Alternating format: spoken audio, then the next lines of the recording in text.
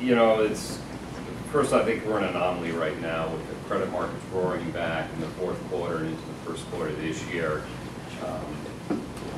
We're seeing deals get done that arguably shouldn't get done, but hey, listen, people are out there writing checks, and listen, that's great. I hope it keeps up. But as far as multiples, you know, the data I'm seeing, for a purchase price multiple, I'm seeing data of 7.5 to 9 times. Varies across the industries, and within the industry it changes. There was a time in media you could buy, you know, whether it was a broadcaster or a newspaper company, you know, you were looking at low teens 5, 8 years ago, and today you'd be lucky to get 4 to 5 times. Lucky. Lucky. Matter of fact, if I can get 5, I got one to sell you. There's a price for everything. Yeah, this is true. Fortunately, you probably couldn't get financing for it. But again, they do vary. As far as leverage, how much debt you're going to put on these companies, you know, the bigger the company, the more liquid it is, the more leverage you can get. We've seen some recent transactions, very large transactions, that have low 5 handles on it, 5, 5.5 times total leverage, 3, 3.5 times senior secured, locking up all the assets. When you get down to the middle market, you know, lob 100 basis points off that, you know, you're probably down to 2.5, 4.5. When you get down to that core lower middle market, you know, you're probably down lower than that. So, bigger the company, more liquidity, access to capital markets, i.e. they could actually go out and do a high yield bond offering or maybe an equity offering. You know, these companies are getting 5 times leverage today, which, you know, arguably could be kind of crazy, you know, given what we've been through, but again, you know, there is capital coming into the debt markets today. I would say the markets were shut for about 9 months, and they were just shut.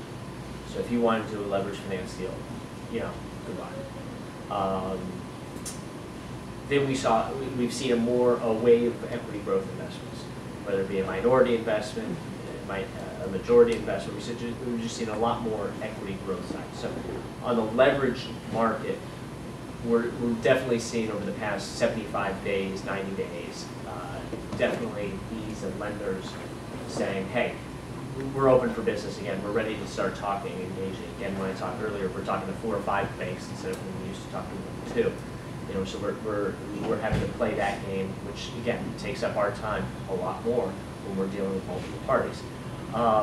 So I think you're starting to see. I think you know where multiples and it would be, you know, from a general macro perspective, from a micro kind of media, entertainment, communications, very broad landscape. Even with that definition, it can run the gamut anywhere from 2 times to something like towers, in which you're seeing still 50-50 deals, you know, at 7, 8 times of leverage, just because of the great recurring cash flow of that investment property.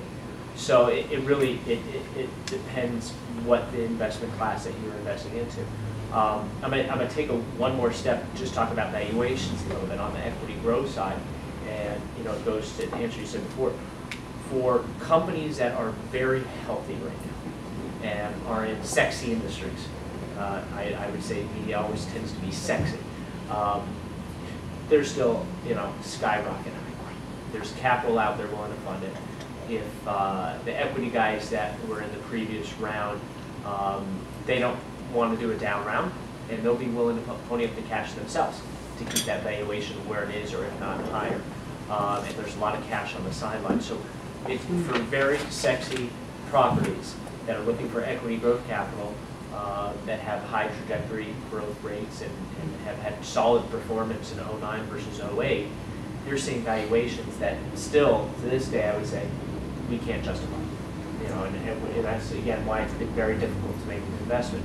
So then you're saying, okay, what's the next, you know, class that you look at? You know, it's not unhealthy, unsexy investments, but it's a different class because these are guys that are wanting to take advantage of the market.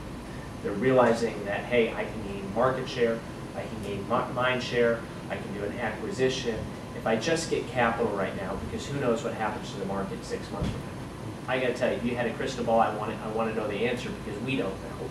We have a good idea of what we're seeing and projecting, But anything can really happen. I mean, these numbers that you talk about today could instantly change on a dime on any type of macro event that happens in our economy or in our world.